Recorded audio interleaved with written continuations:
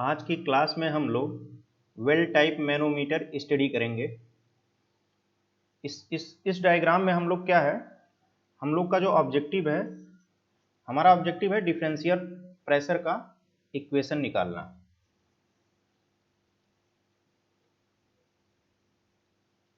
हमारे पास एक pressure P1 है और P2 है। हमारा ऑब्जेक्टिव है P1 माइनस P2 का एक्सप्रेशन क्या आएगा, डिफरेंशियल प्रेशर का एक्सप्रेशन क्या आएगा, ये हमारा ऑब्जेक्टिव है।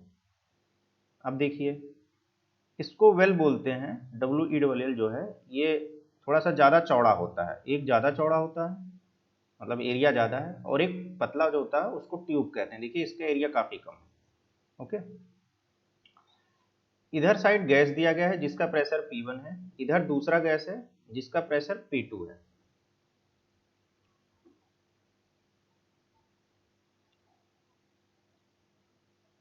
तो इसमें इस टाइप के शेप में दिया गया है, उससे कोई दिक्कत नहीं है। ये गैस है यहाँ, और इन्होंने इस क्वेश्चन में दिया है एक अलग लिक्विड ले लिया है।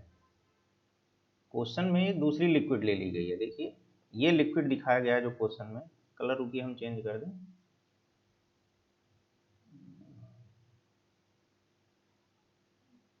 रेड ले लेते हैं। इसमें देखिए ये अलग लिक्विड है, इस क्वेश्चन में दिया है लाइट लिक्विड, मतलब ये एक अलग, ये गैस है, फिर उसके बाद इसमें एक अलग लिक्विड भरी गई है। ये अलग लिक्विड है, इसमें लिक्विड भरी हुई है, इसमें लिक्विड भरी हुई है। उसके बाद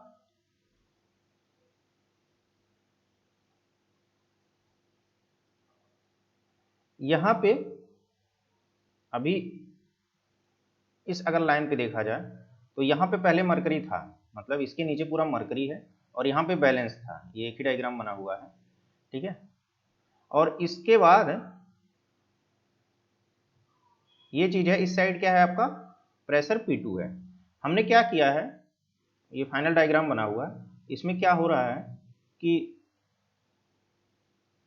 इधर प्रेशर ज्यादा होने से, ये पहले मरकरी कॉलम यहाँ था, ये इतना जो एरिया है, इतना वॉल्यूम है, ये वॉल्यूम ये दबा, P1 बढ़ा तो ये दबा, ठीक है। ये जो लिक्विड है इसमें आ गया होगा, ये लाइट लिक्विड इसमें आ गया होगा, मरकरी दबा, मरकरी कहाँ पहुंच गया, इस लेवल के ऊपर।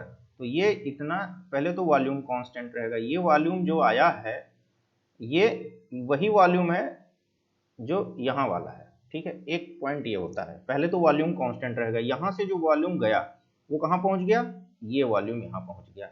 तो यहाँ का वॉल्यूम क्या होगा, इस वाले पोर्शन का वॉल्यूम होगा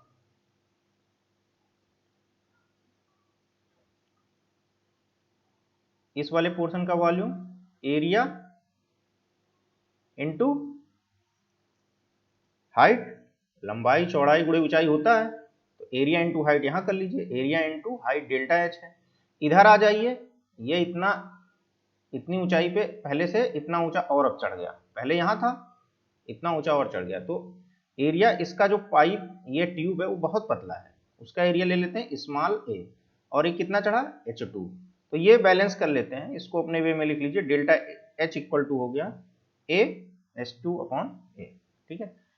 एरिया जो होता है ये ट्यूब वाला कैपिटल ए से रिप्रेजेंट करते हैं, जो लिम्ब या सॉरी एरिया जो वेल वाला है, जो बड़ा एरिया वो कैपिटल ए हो गया, ठीक है। ये जो पतला सा ट्यूब है उसका एरिया स्मॉल है, इसको लिम्ब कहते हैं।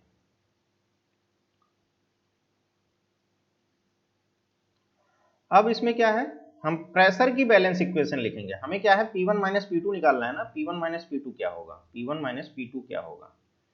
लोकेशन क्या है कि हमारे पास ये प्रेशर P1 है, इसमें कुछ और लिक्विड है, ये फाइनली यहाँ पे बैलेंस हो रहा है, ये लाइन, ये बैलेंस लाइन है, ठीक है। ये यहाँ पे बैलेंस हो रही है, ठीक है।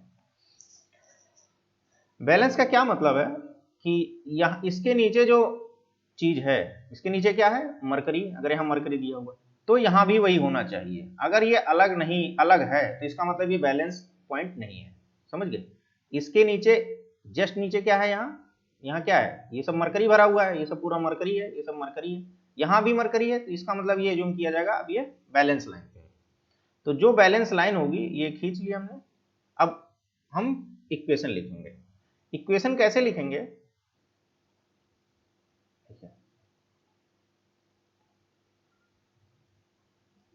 हम ऊपर से चलना शुरू करेंगे।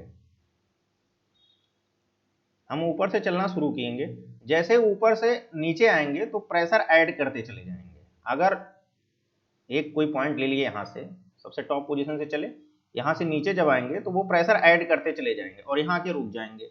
ऐसे इधर से चलेंगे और प्रेशर हम ऐड करते चले जाएंगे और यहाँ के रुक जाएंगे। क्वेश्चन ये है कि मान लो कोई कहीं कुछ ऐसी इस तरह से सिचुएशन है कि हमें फिर उल्टा जाना है, ऊपर जाना है, तो ऊपर जाओगे तो नेगेटिव कर दीजिएगा, नीचे आओगे तो पॉजिटिव कर दीजिएगा। इसमें यहाँ हम देखिए P1 से चल रहे हैं, देखिए यही लिख लेते हैं। देखिए P1 है, यहाँ पहला प्रेशर P1, ये गैस है, इसमें गैस भरा हुआ है, दिया है P1। इसके बाद यहाँ से हम पहुँच गए इतनी हाइट पर पहुँचे ना यहाँ से। उसके बाद हमें क्या मिला, लिक्विड मिला, जिसकी डेंसिटी दी होगी तो रो जी, रो ऑफ लिक्विड L लिख लेते हैं, LIQ UID लिक्विड। जी क्या है, ग्रेविटी। उसके बाद हाइट क्या लोगे, क्वेश्चन ये है कि हाइट क्या होगा। प्रेशर जो है, जब प्रेशर का कैलकुलेशन होता है तो हाइट हमेशा वर्टिकल लेते हैं। तो यहाँ से यहाँ वाला तो P1 है, इस यहाँ से लेकर के यहाँ तक जो प्रेशर कैलकुलेट करोगे, ये पूरी हाइट आपकी यहाँ तक आ गया ना, यहाँ पे बैलेंस है, तो इस कॉलम यहाँ से लेकर के यहाँ तक हमें हाइट चाहिए। तो ये हो गया H1 प्लस डेल्टा H। तो जो हाइट लोगे H1 प्लस डेल्टा H, ये आ गया। अब यहां हम रुक गए, ठीक है, क्योंकि अब इसके नीचे हमें मरकरी मिल रहा, इधर भी इसके नीचे मरकरी मिल रहा, तो ये इक्वल हो जाएगा। अब सीधे आप यहां पहुंच जाइए इस पॉइंट पे। अब यहां के लिए इधर से चलना शुरू कर दीजिए। देखिए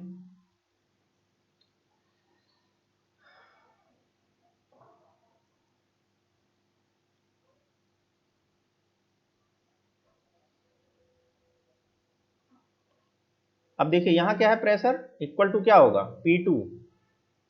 उसके बाद क्या आया, ये पूरा गैस था ना, ये गैस है P2।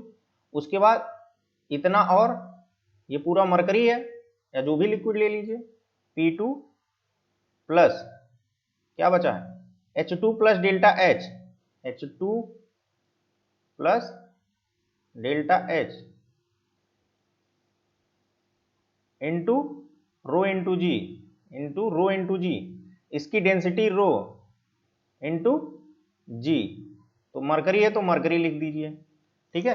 इस तरह से लिखते हैं, कोई बहुत वैसी चीज नहीं है। तो यहां ये बैलेंस इक्वेशन आपकी आ गई, ठीक है।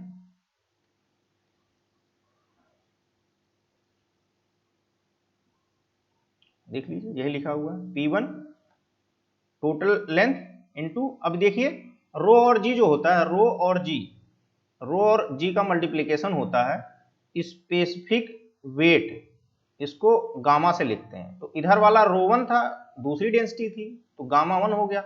इधर जो है रो2 था, दूसरी डेंसिटी थी, मरकरी ही ले लीजिए, तो यहाँ गामा 2 लिख दिए। सेम इक्वेशन, थोड़ा नीचे कर दे रहे हैं इसको, ये देखिए सेम इक्वेशन लिखी हुई है ना, ये पूरी ये है और ये पूरी इधर वाली है।